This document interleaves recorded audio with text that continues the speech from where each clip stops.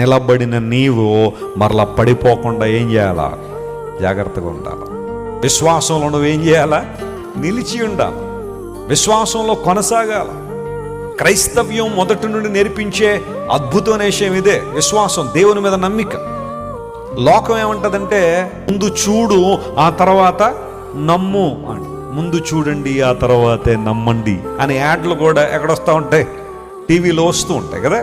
నువ్వు ముందు చూడు తర్వాత నమ్ము అని. కానీ బైబిల్ ఏం చెప్తా తెలుసా? ముందు నమ్ము ఆ తర్వాత చూస్తావు. Hallelujah. This is the difference to the world and to the Bible. నువ్వు నమ్మిన ఎడల నా మహిమను చూస్తావు అన్నాడు. కొంతమంది దేవుని దగ్గరికి వచ్చి పరీక్షలు పెడుతూ ఉంటారు. ఎవరికి?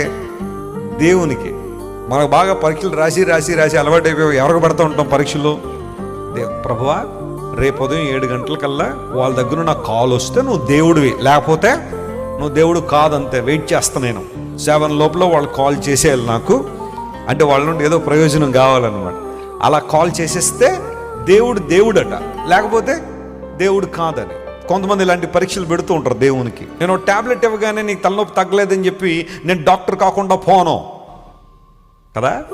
దేవుని దగ్గర కూడా అలాంటి నమ్మకమే. నువ్వు వచ్చి ఈ పరీక్ష పెట్టి ఇది గెలిస్తేనే దేవుడు దేవుడు అంటాం కాదు. ఆయన ఆల్రెడీ దేవుడు అని నమ్మే నీ జీవితంలో అద్భుతాలు చూస్తావు. చప్పట్లు కొట్టి ప్రభు నామమున మహిమపడదాం. హల్లెలూయా.